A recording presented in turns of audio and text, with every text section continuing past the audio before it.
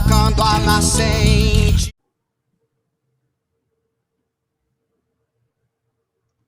Olá, sejam bem-vindos à nossa quinta edição da Feira Literária de Águas Virtuosas. Meu nome é Ana Paula Lemes de Souza e hoje nós vamos conversar sobre a Guerra das Águas dentro de um contexto mais amplo de luta política.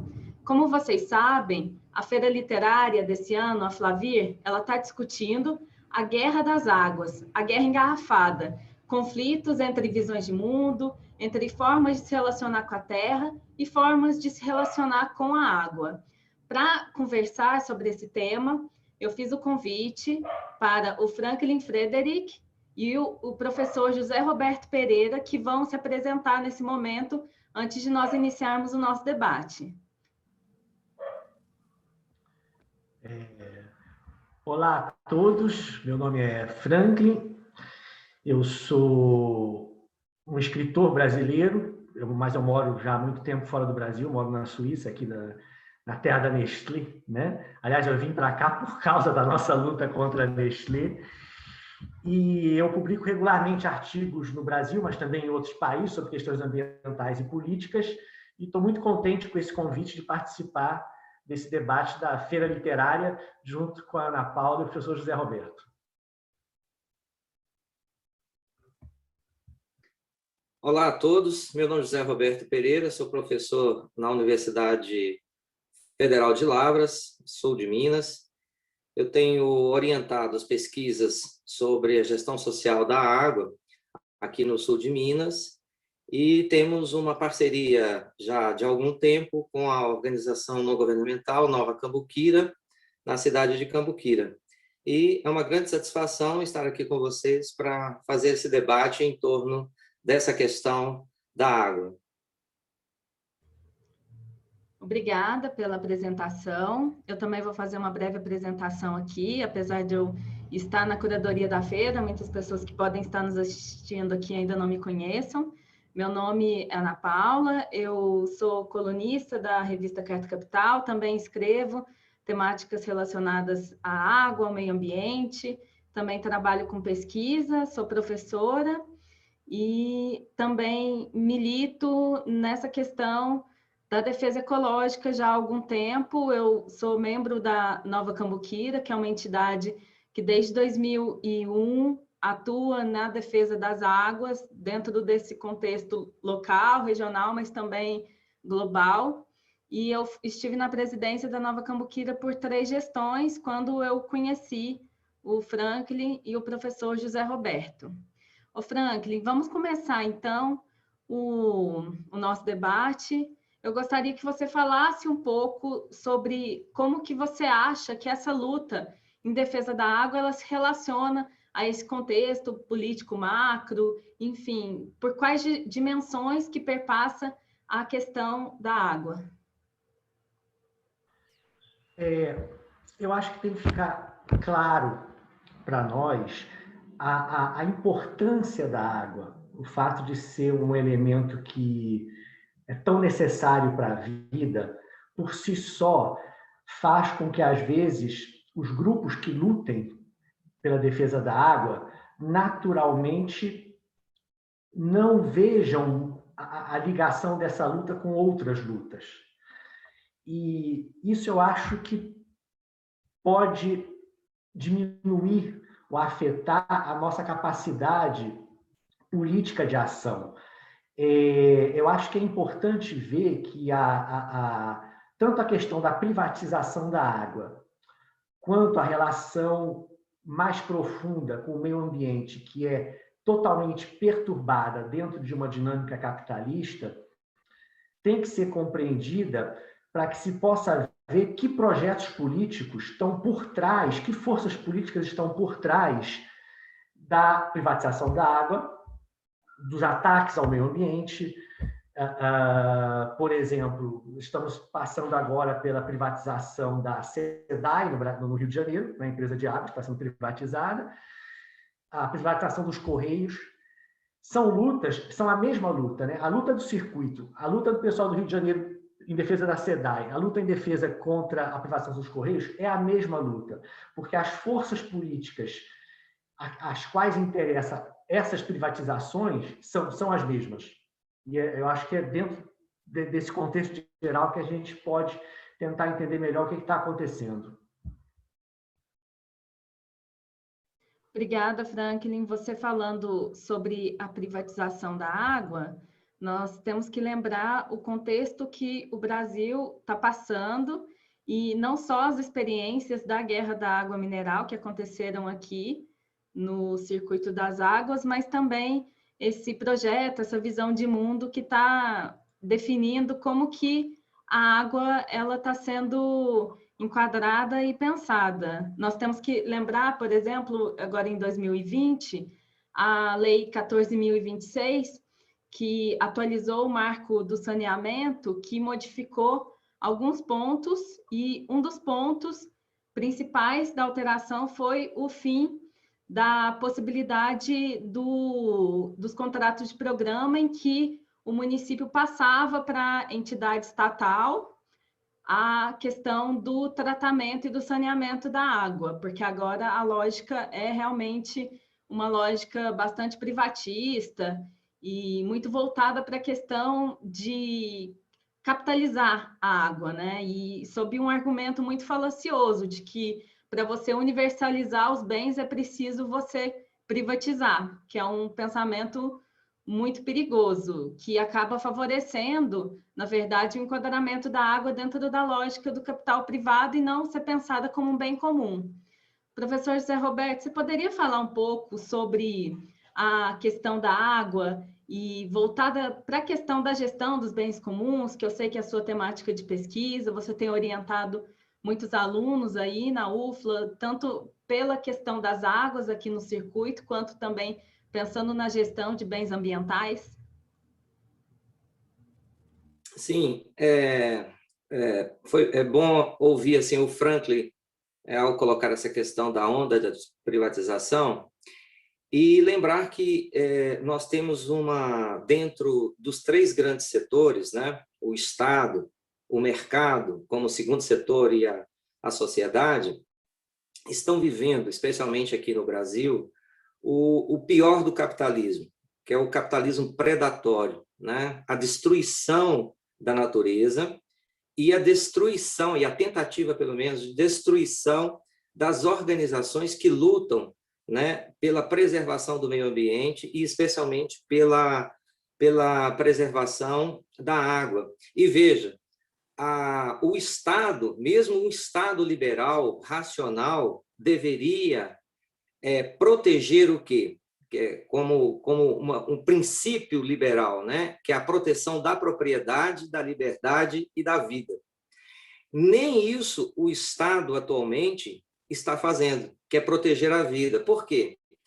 A essência da luta pela água é a essência da luta pela vida. Então, se nós privatizarmos e não protegermos a água, que são 2 frentes importantes, né? Não só a questão da privatização, porque o argumento da privatização, né, ele pode até ganhar adeptos, né, porque no sentido de colocar a água distribuída para todos, mas nem isso, vamos dizer assim, o Estado também tem cumprido a sua função. E o mercado, com esse princípio da liberdade irrestrita, né? Porque a acumulação de capital tem liberdade ampla, não tem limitação. Você pode acumular infinitamente, o que causa, né, danos irreparáveis, né, com o aumento da desigualdade, danos irreparáveis para todos nós, né? E não há limites para isso. Então, a sociedade deve reagir imediatamente, né, e de uma forma muito mais bem organizada, né, e termos a consciência de que essa organização depende de todas essas frentes de luta, né, que já tem sido travada em todas as áreas. Então, nós temos que ter essa consciência, como o Frank levantou a bola para nós, né, de que a luta pela água não é só a luta pela água, ela é muito mais ampla, envolve a luta pela vida mesmo, a luta pela vida e e pela condição humana digna, né, que todos nós queremos viver e compartilhar uns com os outros. Então, a água, para além de um bem comum, que é necessário para a nossa vida, para a nossa manutenção, para toda a nossa... Tudo que nós fazemos está relacionado com a água, né?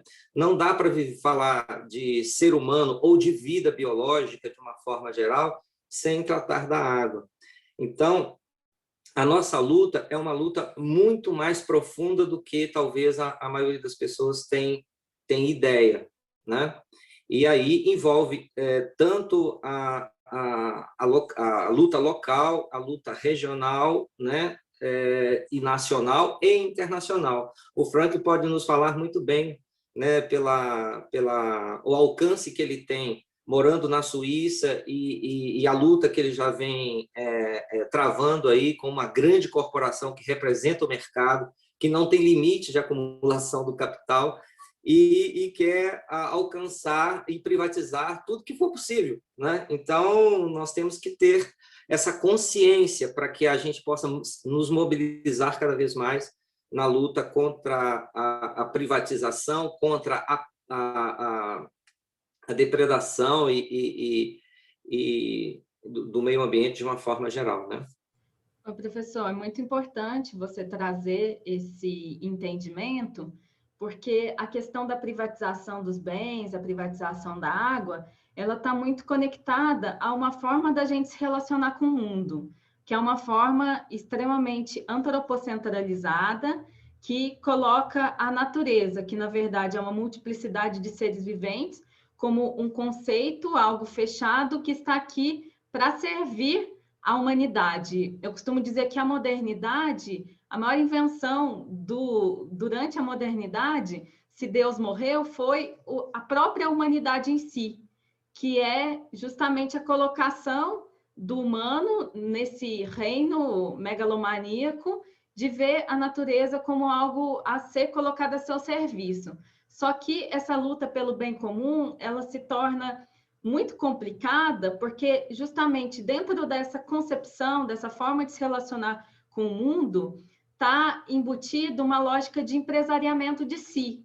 Hoje nós vivemos dentro dessa lógica em que cada um é ao mesmo tempo servo e também senhor de si próprio, uma lógica de empresariamento do mundo, uma lógica de mercantilização suprema da vida. E dentro dessa lógica, o que é valorizado é justamente o individualismo, é cada um por si, é uma lógica totalmente que silencia e que tenta abafar a questão do comum, né? O comum, ele está sendo colocado em suspensão, em discussão, porque para conseguir atingir esse propósito privatista de isolamento das lutas populares, desse contato com a terra, você precisa isolar as pessoas, tanto dessa natureza, né, que na verdade somos nós, o nosso corpo é também natureza, nós estamos colocados dentro dessa pseudo-dualidade,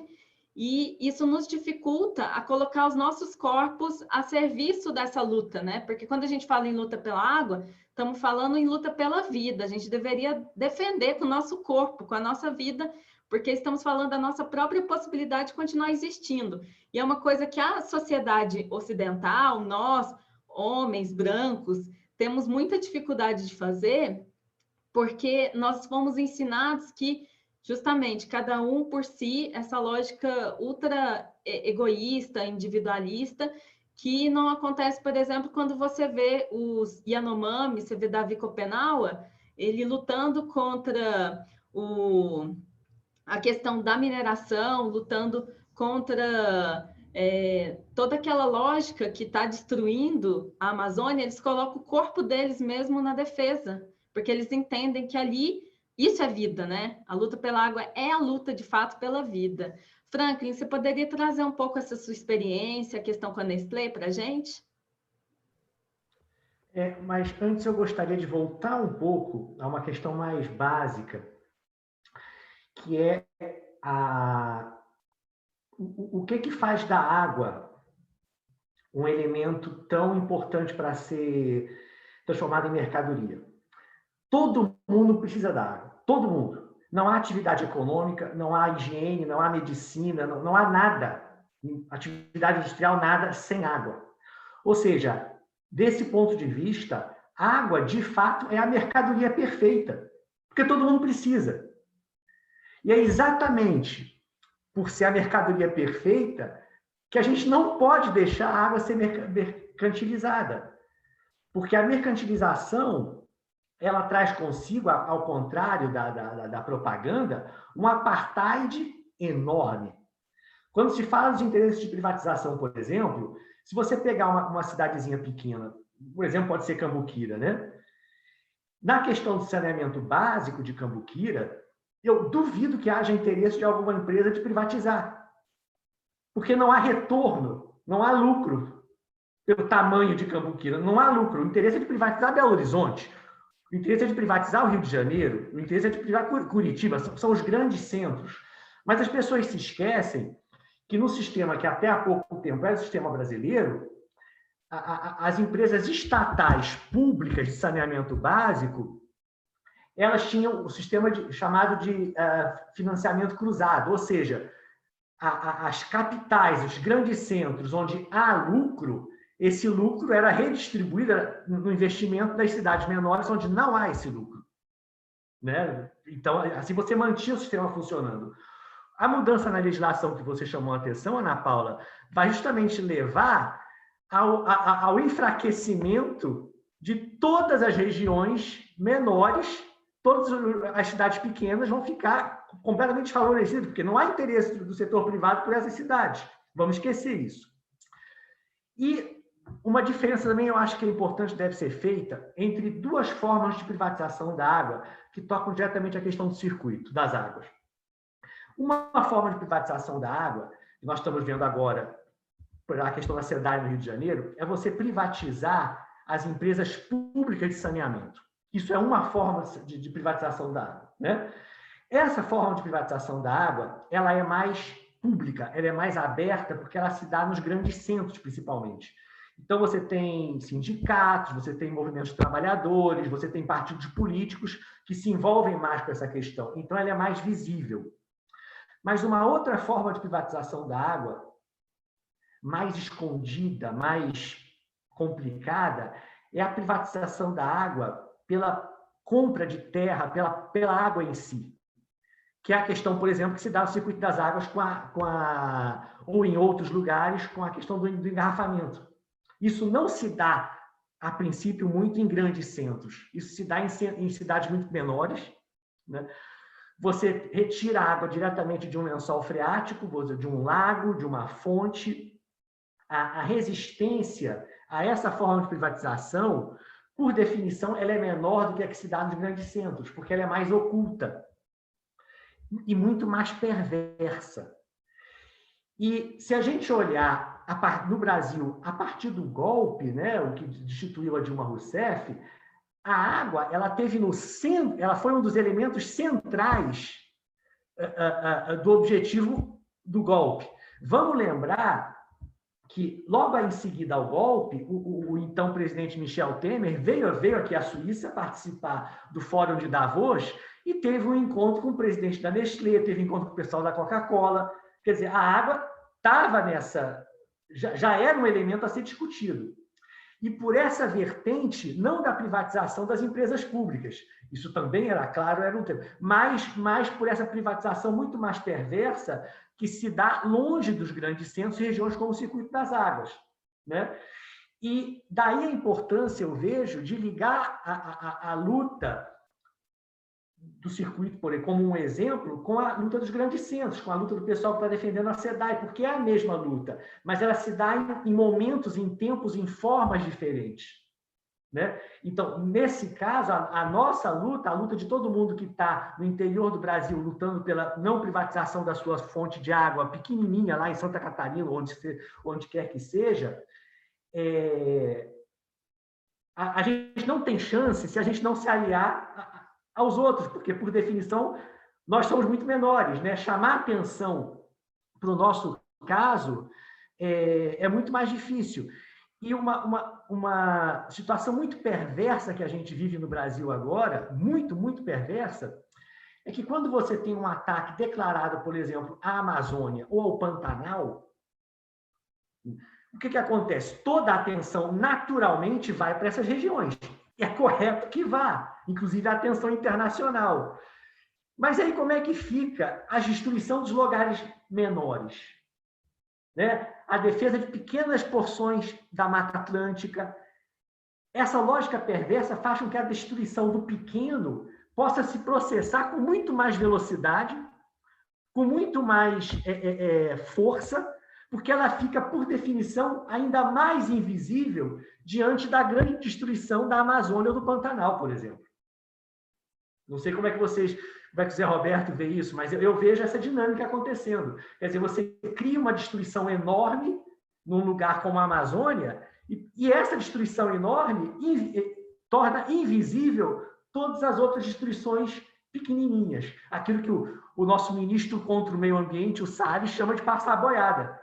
Né? Você não passa a boiada toda na Amazônia, mas vários bois vão passar no circuito das águas, em outras regiões do Brasil que você tem água de muito boa qualidade, né? Santa Catarina, no circuito das águas paulista. Por aí os bois estão passando já. Sim. Eu Pode falar, posso... Claro. Posso, Ana? Então, essa questão, Minas Gerais, vamos pensar no caso, na realidade de Minas Gerais. Minas Gerais são 853 municípios. A maioria dos municípios de pequeno porte, abaixo aí de 20 mil habitantes, né?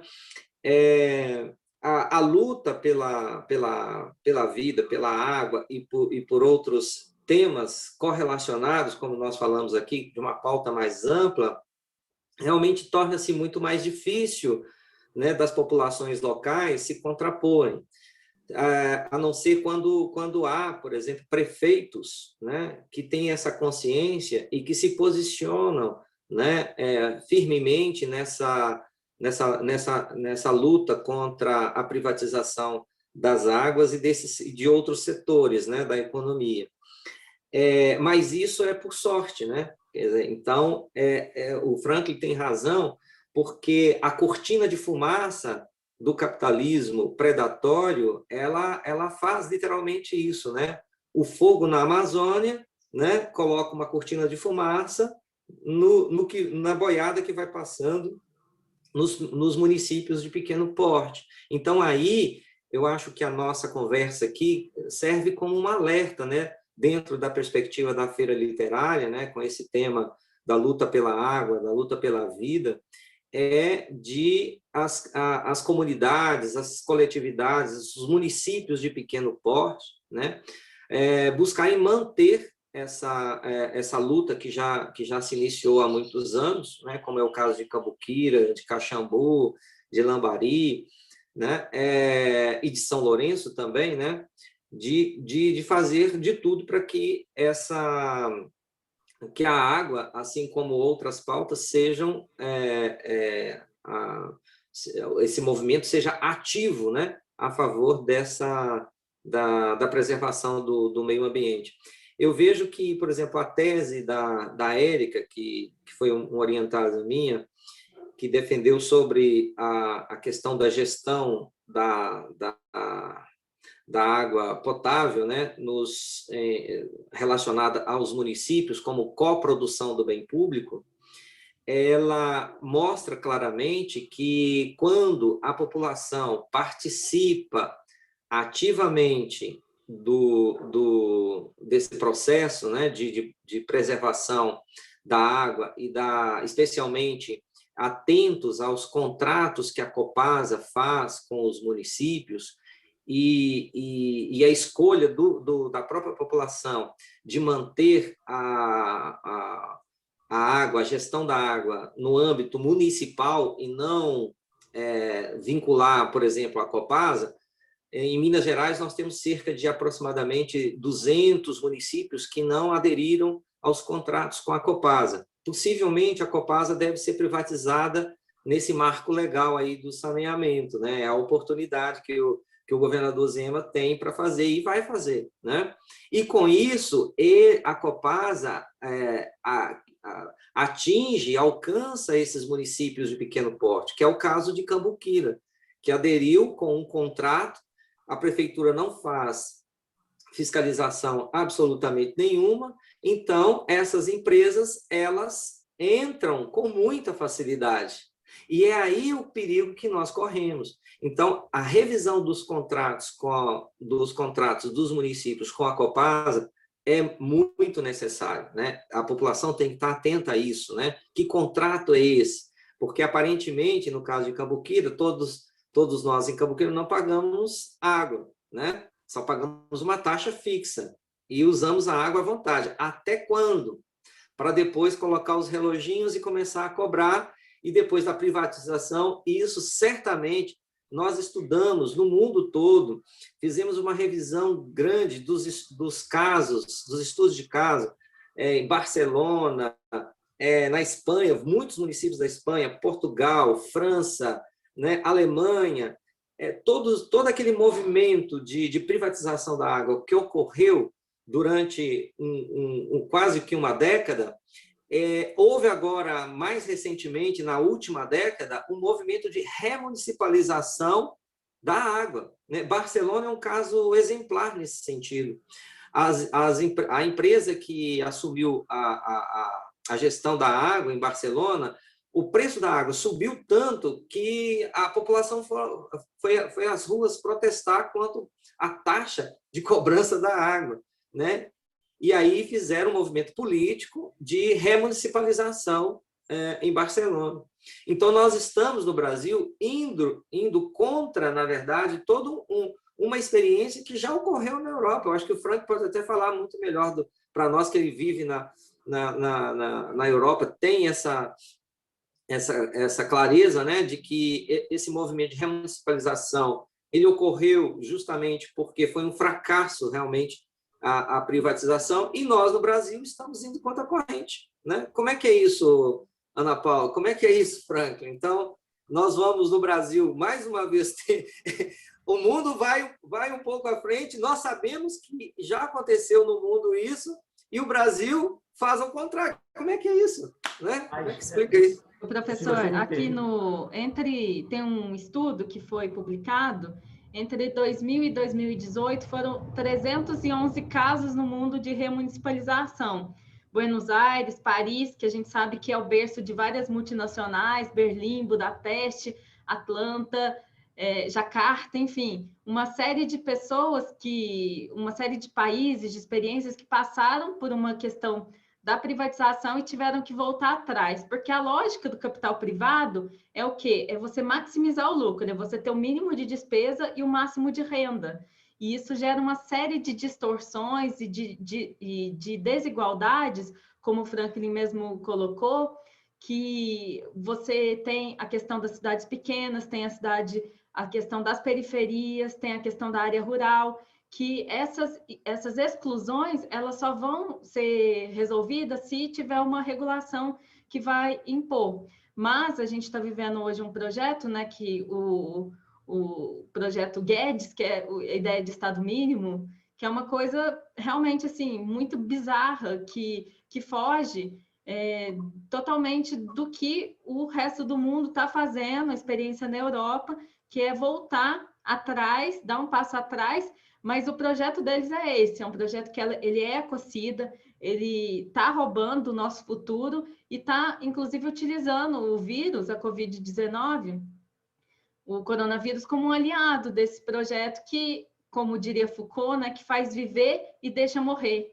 Isso para eliminar os indesejados, para eliminar os povos originários. Vocês devem ter acompanhado agora recentemente a Sônia Guajajara, que é uma liderança super importante, foi chamada para depor perante a Polícia Federal por ter chamado o presidente Bolsonaro de genocida. Enfim, tem toda uma geografia da desigualdade que perpassa a questão da água e que é o projeto que está sendo colocado para nós aqui no Brasil. E isso tem muito a ver, do meu ponto de vista, com a questão da água em si. Porque, primeira coisa, o Brasil aqui, especialmente se você pensar na Amazônia, 1/5 da água doce do mundo passa pela Amazônia, a Amazônia ela funciona como se fosse uma regulagem de temperatura global, né? Ele vai absorvendo e existem esses rios voadores que fazem circular cerca de 1/5. Além da Amazônia, ela contribui com cerca de 20% de oxigênio. E agora, o MAP Biomas, eu não cheguei a ver em 2021, mas ano passado, a gente estava tendo uma destruição da Amazônia que a cada minuto, o equivalente a 8 maracanãs.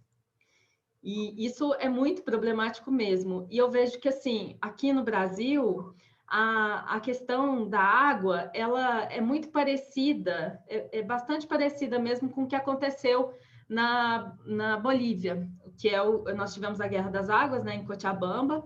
O Banco Mundial ele impôs a privatização da água como uma condição para que fosse concedido um empréstimo, né, falando da experiência boliviana, um empréstimo de 160 milhões de dólares para que o governo boliviano ele pagasse as dívidas. E essa conduta, ela continua, né, que é uma forma de você impor à população a arcar com o ônus de uma dívida que, de fato, não se contraiu. E a demanda da água, a gente já sabe que vai superar a oferta em 40% nos próximos anos, né?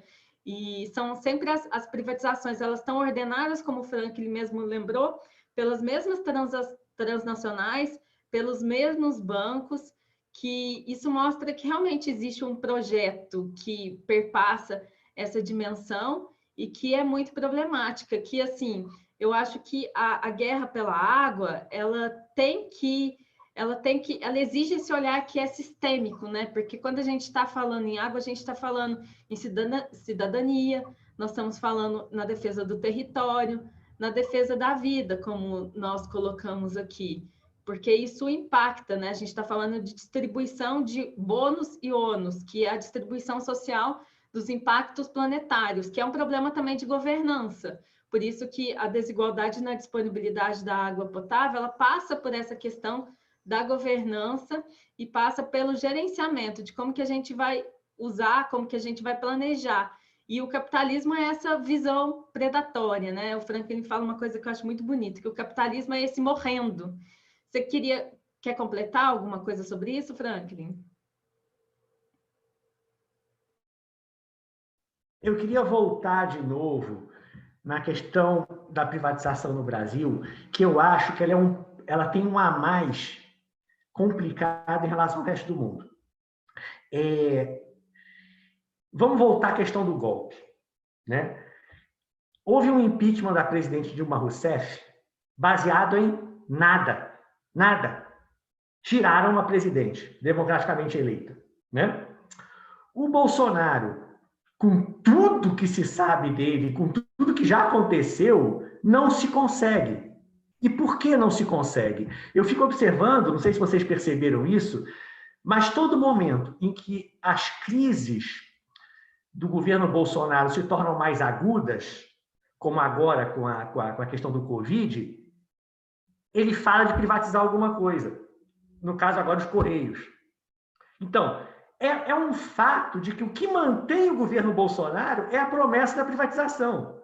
O que dá uma ideia da perversidade do mercado. Ou seja, eles estão mantendo o governo Bolsonaro porque eles sabem que esse governo pode privatizar o que for possível. Tem um monte de estatal que pode ser privatizado ainda, né? Até o fim do governo dele, né? Se você tiver um impeachment no meio do caminho, isso vai atrapalhar. Pode ser que talvez o governo que venha não consiga tão facilmente privatizar alguma coisa, né? Então, assim, enquanto você tem em outros países do mundo governos que têm uma agenda de privatização, no caso do Brasil, eu acho que é mais perverso, porque a sobrevivência do governo brasileiro depende da privatização. Ele só se mantém pela privatização, né? Quer dizer, você tem todo um respaldo a esse governo que só se dá pela promessa das privatizações. Então, isso é duplamente perverso, porque isso mostra, por um lado, que o que se chama de mercado não está nem aí nem para a saúde, nem para o meio ambiente, nem para absolutamente nada, ele quer o dele, né? E um governo que é um caso único no mundo, talvez, de você ter, por exemplo, um ministro que é contra o meio ambiente, que se chama ministro do ambiente, né? E aquilo que o Zé Roberto falou, em países de democracias liberais, isso não passaria, né? Isso é um caso assim, muito extremo. E como que a gente conseguiu chegar a isso aí é outra questão. Mas a situação do Brasil ela é muito perversa, né? É uma coisa. Como que se vai sair dessa, eu não sei, mas assim, vai haver muita destruição pela frente, isso é um fato, né? E quando eu estava comentando antes da destruição do pequeno, né? O Zé Roberto, você e a Ana Paula estavam falando da necessidade da nossa luta, a gente precisa se organizar em rede, né? Quer dizer, o Circuito das Águas de Minas tem que estar em contato com o pessoal do Circuito das Águas Paulista, que tem que estar em contato com as outras instâncias hidrominerais de Santa Catarina, porque, assim, sozinho a gente está numa situação muito complicada, porque a força contrária é muito grande, né? Então, assim, a necessidade que eu acho absoluta nesse momento é nessa construção de redes dentro do Brasil e fora também, mas dentro, principalmente, para se antepor a um projeto que é assassino, né? Criminoso, né? Você não. O que vai acontecer, por exemplo? Um exemplo claro. Isso se dá nos Estados Unidos. Existe uma cidade que ficou bem conhecida, chamada Flint, nos Estados Unidos, que ficou conhecida pela contaminação de chumbo na rede de distribuição de água, né? Quer dizer, uma cidade dos Estados Unidos hoje, Flint, eles não podem usar a sua própria água porque ela está contaminada. Aí vem o Covid. E o pessoal lá, a gente está em contato com eles, eles falam, você lava a mão ou não lava a mão? Né? Quer dizer, se você lava, você talvez se livre do Covid, mas você se contamina por outra coisa. Então, são cenários horrorosos, né? Pesadelo, né? Que a gente tem que tentar evitar ao máximo no Brasil. Quer dizer, você tem uma questão de privatização de água, ao mesmo tempo que há uma pandemia, é de uma crueldade anormal. É uma coisa realmente que pessoas tinham que ser presas por isso, né? Eu acho. Ô Franklin, só uma observação aí sobre a sua fala. Todo esse processo de privatização, ele passa por uma lógica também, que é uma lógica de gestão, né? Primeiro a gente tem o processo de desmonte da empresa e sucateamento. E depois a licitação. Isso é um processo muito clássico, né? Que, enfim, de direcionamento de processo de privatização mesmo.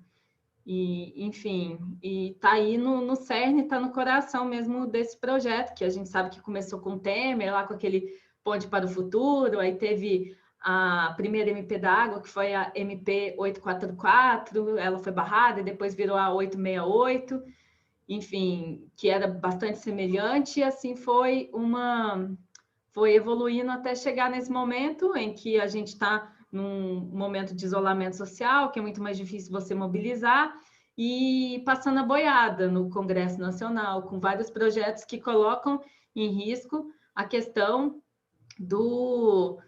a questão da vida, a questão do nosso território, né, que está no cerne aí do projeto de governo do Bolsonaro.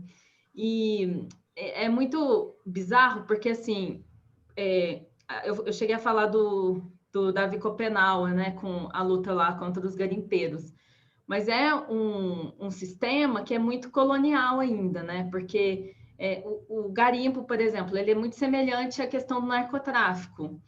E o serviço, digamos assim, sujo, ele é feito por pessoas miseráveis, né? Que são pessoas que têm um desespero, que têm aquela necessidade, mas quem financia e quem vai controlar e vai ficar com lucro está ali bem longe, bem distante dessa realidade, muitas vezes protegido por imunidades parlamentares.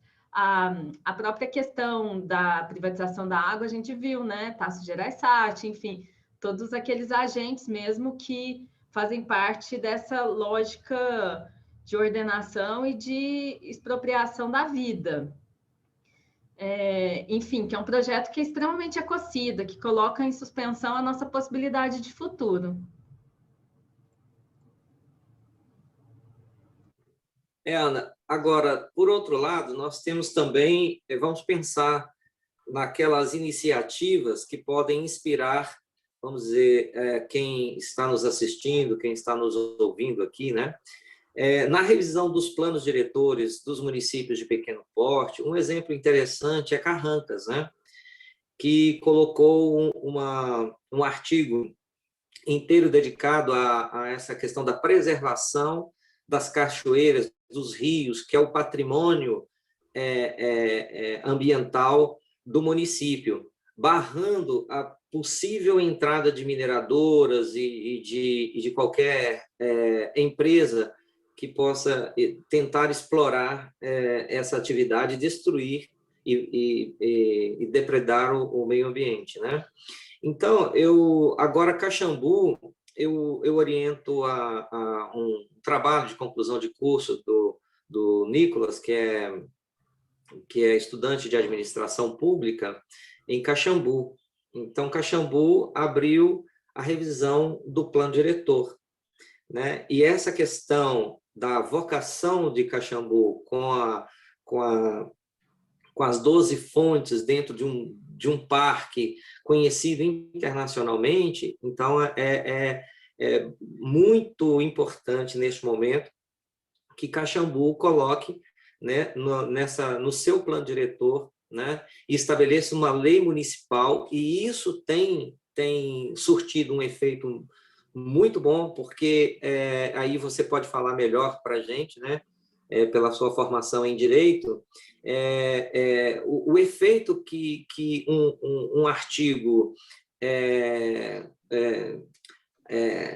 colocado, né, votado, né, e colocado aí como revisão do plano diretor pode barrar essas possibilidades. Cambuquira deveria fazer o mesmo, uma revisão do plano diretor, que já está defasado, né? Eu fui olhar o site do município e está lá uma defasagem. Lambari, a mesma coisa. Então, os municípios do Circuito das Águas deveriam, tanto os movimentos sociais, né, estar atentos a essa revisão do plano diretor e lutar para incluir essas cláusulas de barreira de entradas de empresas predatórias nos municípios. Isso é uma possibilidade objetiva que os municípios têm em mãos, né? E nós devemos lutar para isso, efetivamente, né? Objetivamente. Então, eu acho que me preocupa muito os municípios de pequeno porte, especialmente em Minas Gerais, que não tem nem movimento social, que não tem... os prefeitos normalmente não têm essa consciência ambiental e nem preocupação com isso, e deixam na mão de empresas, né, aventureiras, porque o que acontece, a gente tem inúmeros exemplos, né?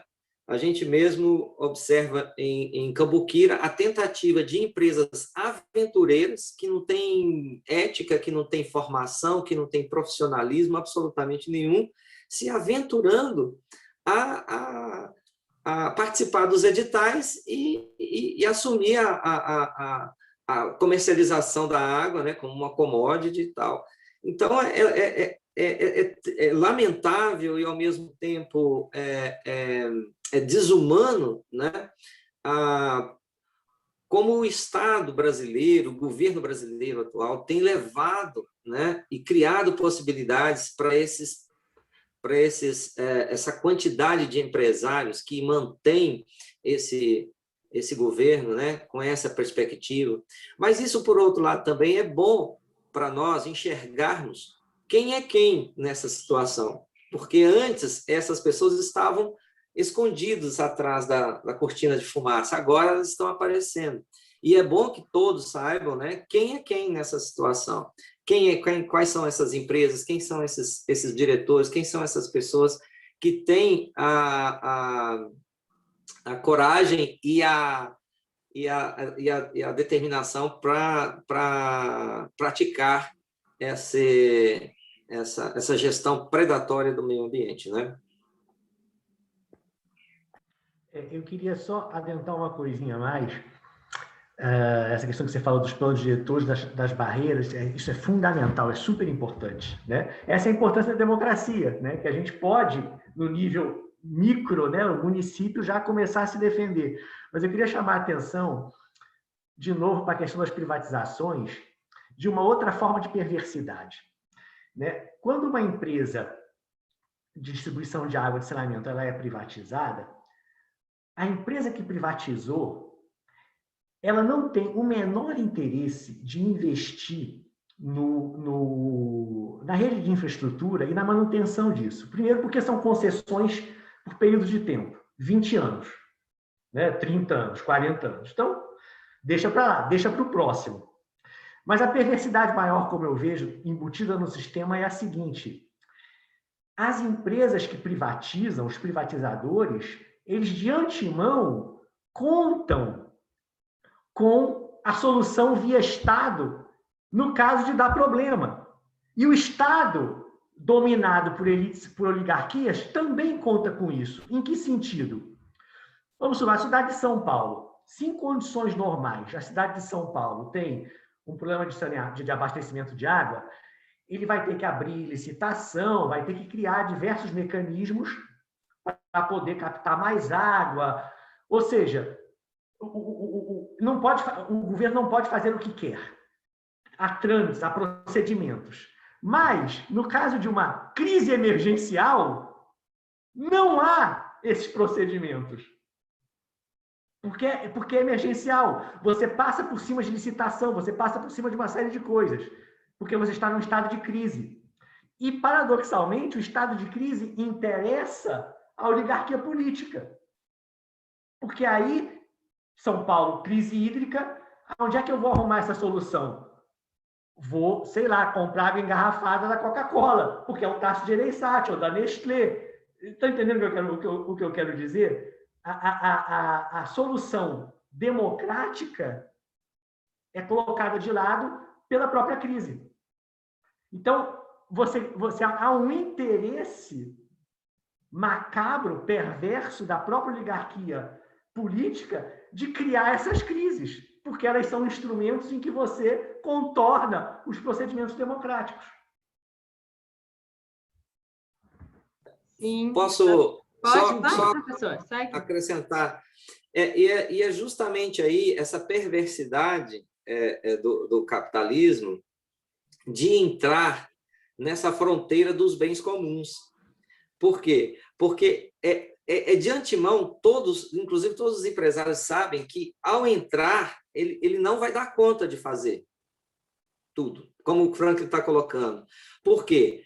Porque é uma função precípua do Estado, né? Precípua do Estado, de administrar a coisa pública.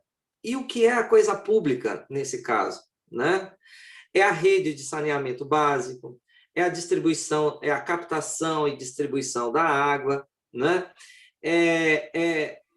São as ruas, os calçamentos, né?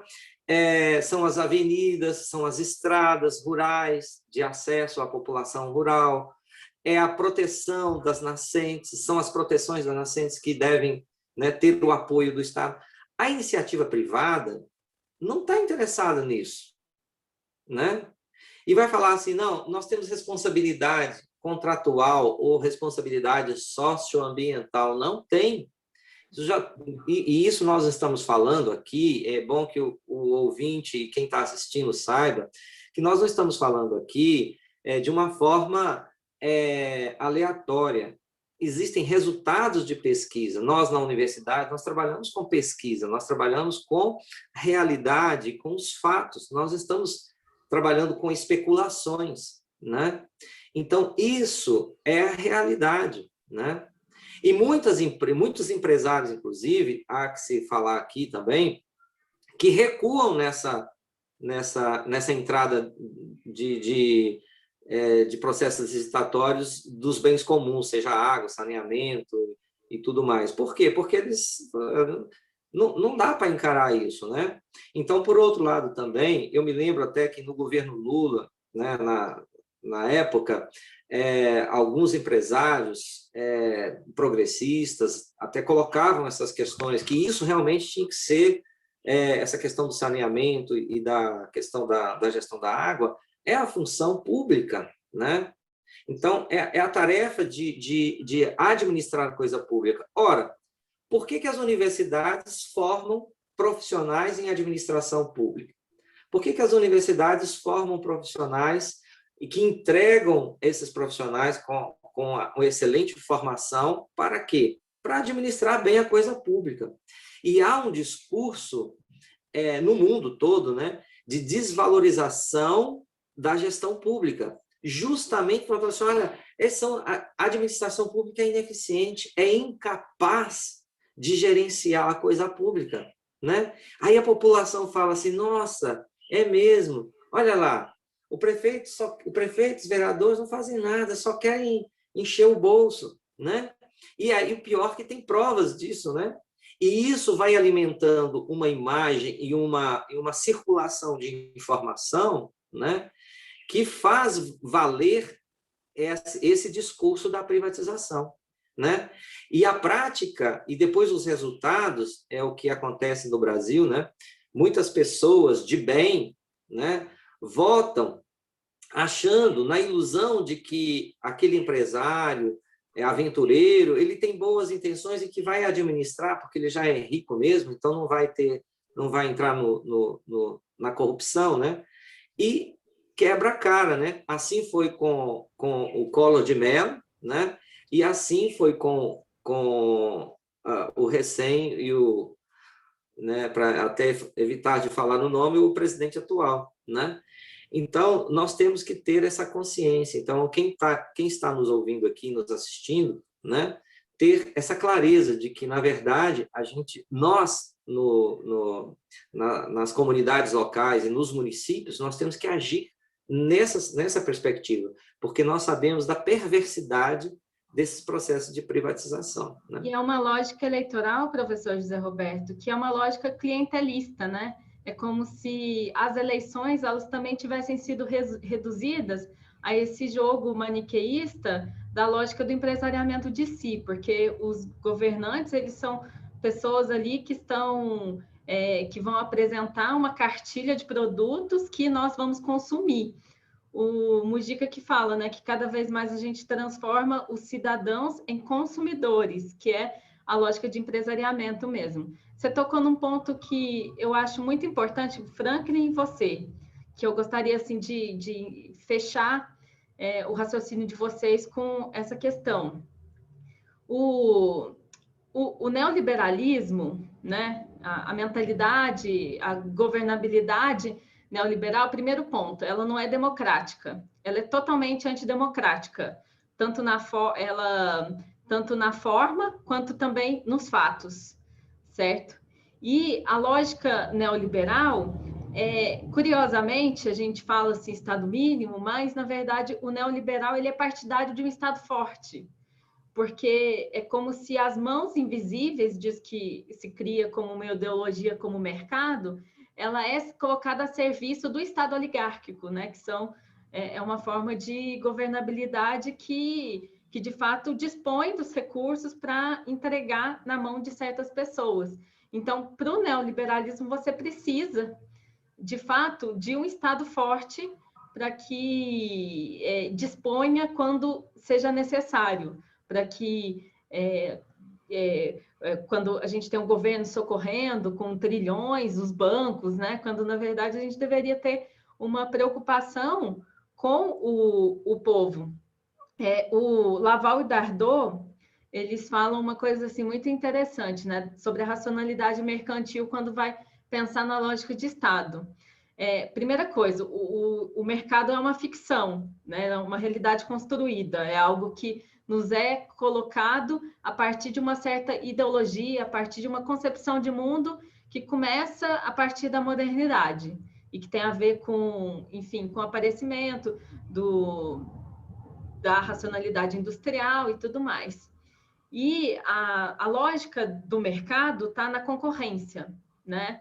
Não está exatamente na troca, mas exatamente na concorrência.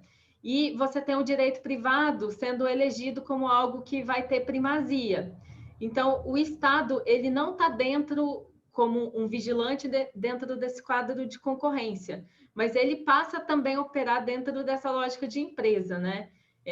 Tanto na construção do mercado, aí você também tem uma mercantilização das eleições, e também como um modelo de subjetivação, porque além desse modelo de empresariamento de si, além de ser uma forma de ordenar mundo, de dispor de recursos, de fazer política, também é uma forma de subjetivação, que é quando os indivíduos eles passam a operar dentro dessa lógica indivíduo-empresa, que é justamente o que vai afogar, o que vai suprimir a lógica do bem comum, a lógica democrática, né? Que é a ratio da democracia, ela está aí, porque o homem empreendedor, ele vai substituir, você tem o cidadão, ele passa a ser o homem empreendedor, né? Que está bem dentro dessa questão da racionalidade democrática. E também, assim, eu acho que assim, o que o Franklin colocou é muito importante mesmo, porque e o professor José Roberto também, sobre as experiências de autogestão, da questão dos municípios, um ponto importante é a gente desenvolver mecanismos de mobilização popular para cogerir os bens comuns. Na Bolívia, se eu não me engano, nós temos experiências que eles chamam mesa técnica de água, que é a população realmente participando desse processo e cogerindo os bens comuns. Tem comitê de terra urbana também, tem um programa que chama Missões Educativas, que é bem interessante, que é realmente a população se colocar para participar da gestão de das políticas públicas municipais, das políticas públicas estatais de uma forma geral. E o povo participar da elaboração dessas políticas territoriais, através dos conselhos, né, que já são mecanismos que existem, e, por fim, a gente desenvolver formas de autogoverno, né, para promover uma gestão local da água, que é o que um pouco a Nova Cambuquira tenta fazer, e outras organizações aqui do circuito também, que participar de fato, né, nesse processo, atuar nesse processo de subjetivação e também no processo de construção da política pública, que enfim, a gente tentar criar uma organização de base para atuar justamente contra aquilo que a racionalidade neoliberal não quer que a gente faça, que é participar. Tem uma autora que eu gosto bastante, ela chama Isabelle Stengers, ela fala assim, o capitalismo não gosta de barulho, né? Ele não gosta que as pessoas participem, ele não gosta que as pessoas estejam lá. E isso está totalmente, essa mercantilização, uma forma de você defender a vida contra essa mercantilização, começar a participar. Por isso que essas experiências locais, elas são fundamentais, são muito importantes mesmo para a gente desenvolver outras racionalidades, outros modelos de subjetivação que vão passar pelo comunitarismo, pelas cooperativas, enfim, por um exercício do poder popular que seja fortalecido.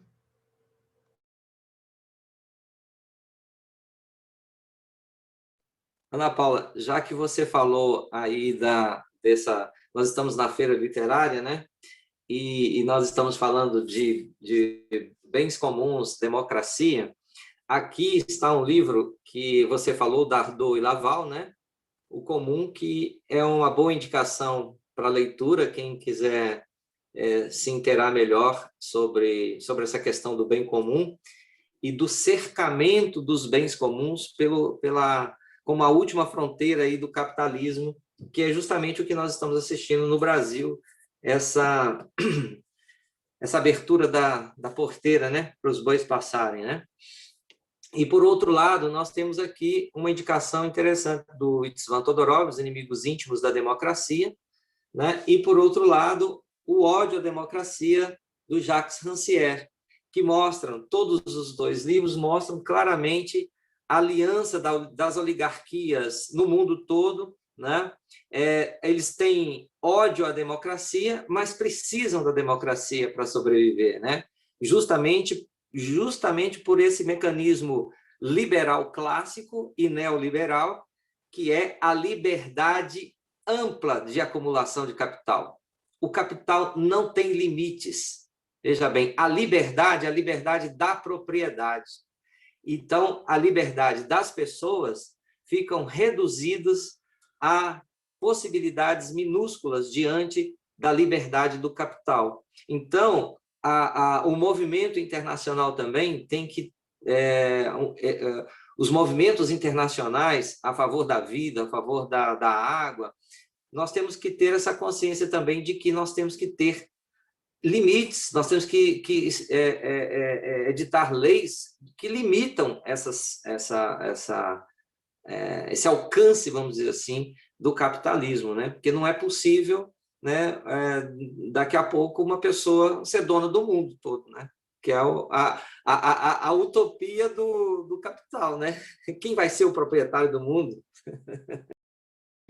Água, como veio da vida, abre essas potências para a gente ser água, né? Ser como água e resistir e também poder insistir nessas outras possibilidades de mundos, né?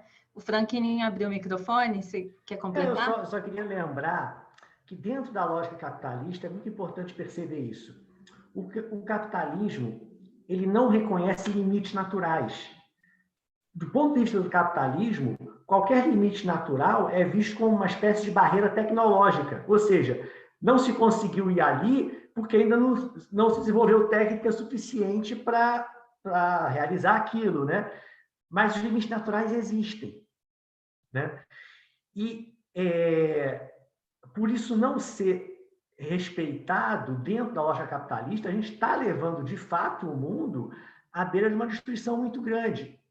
E assim, só para chamar a atenção que a gente está numa confluência agora de coisas muito complicadas. Você tem uma pandemia. Aí você tem um neoliberalismo exacerbado, enlouquecido no Brasil, também em outros países, a direita crescendo. São combinações... não esquecer, problema climático, que é um dado concreto, né? São combinações de coisas que são extremamente perigosas, e as catástrofes estão vindo. E sem resiliência popular, de movimento organizado, vai ser muito complicado enfrentar isso, né? E quando a gente fala do atual presidente do Brasil como fonte de um problema, mas ao mesmo tempo, o problema maior para mim não é o indivíduo. O problema é um sistema que funciona de tal modo que permite uma pessoa dessa chegar à presidência. Né? O buraco é muito, muito, muito mais embaixo. E eu sei que o nosso tempo está acabando, então eu queria só já, da minha fala final, lembrar lá para trás, né? No caso do Brasil é muito específico isso. Quando os colonizadores chegam aqui, eles chegam com um projeto de exploração máxima. Né? O início da destruição da floresta atlântica é o início da colonização do Brasil. Já é uma coisa curiosa que na América Espanhola não se fala tanto de colonização, se fala de conquista. No Brasil se fala de colonização. Não, foi conquista também. Né? E esse processo de conquista, os povos indígenas foram as primeiras vítimas. Ao destruir os povos indígenas, se destruiu mais do que um povo, se destruiu também uma forma de relação com essa terra chamada Brasil. E essa colonização, ela se coloca como exploração já, ela não recupera essa ligação. Né? Então, você tem uma forma de exploração do Brasil que perpassa praticamente todas as camadas sociais. Isso é muito complicado aqui. Muito complicado, né? A natureza, o meio ambiente, ele é visto ou como fonte de prazer, de desfrute, ou como fonte de riqueza pela exploração, ou como lata de lixo. Né? Você não se vê essa integralidade de relação terra-ser humano como os povos indígenas que estavam aqui viam isso.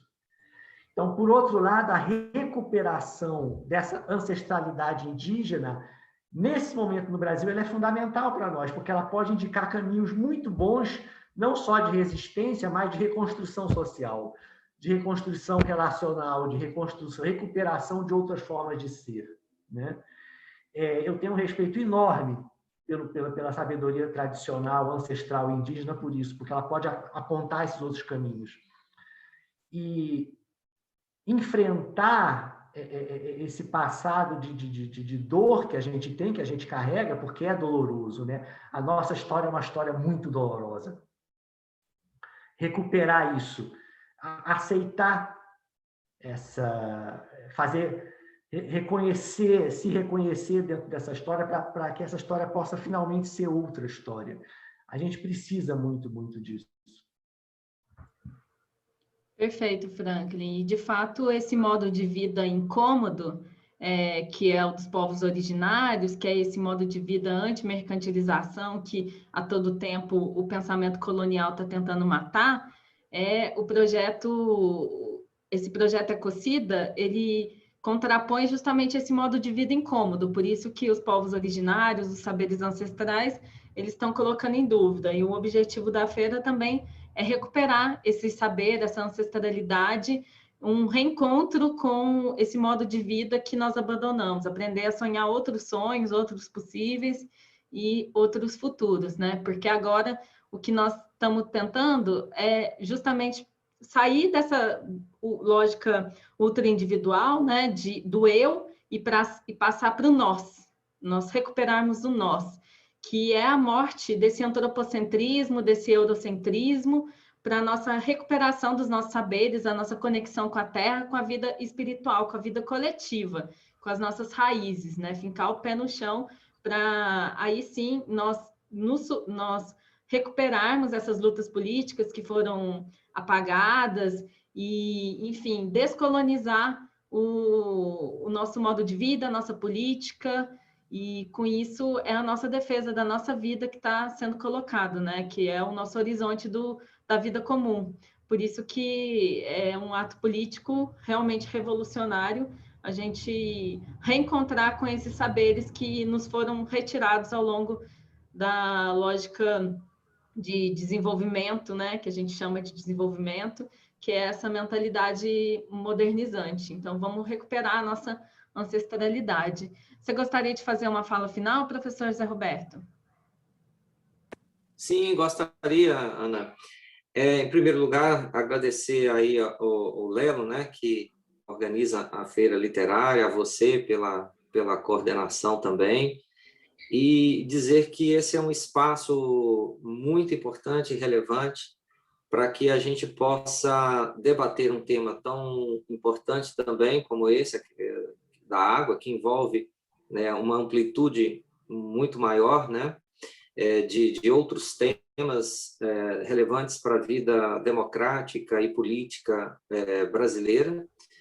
E também dizer que nós, na universidade, nós estamos comprometidos com as pesquisas que estão voltadas aí para o protagonismo da sociedade no sentido de se organizar e de se emancipar em relação a esse mercado, né, que tenta colonizar a todo momento o mundo da vida, né, a população e as pessoas de uma forma geral.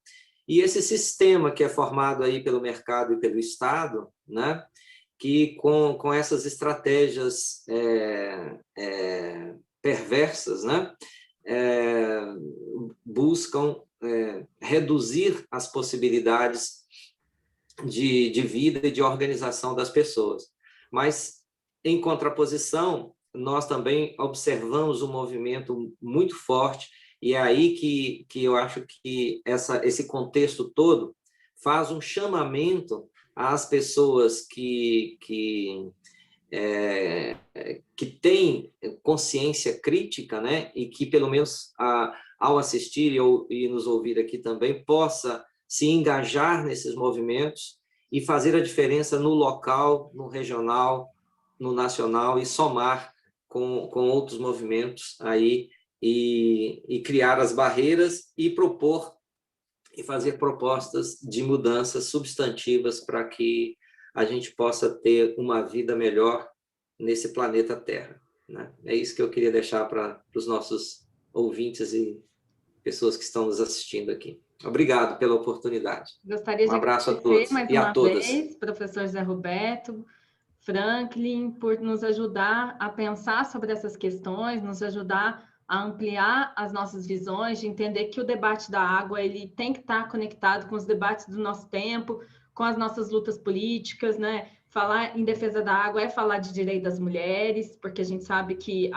o gênero ele atravessa todas essas questões, é falar de defesa da vida em sentido amplo, né? Então, eu queria muito agradecer por vocês terem nos contribuído rumo a essa virada biocêntrica que nós estamos buscando para a construção de outros futuros.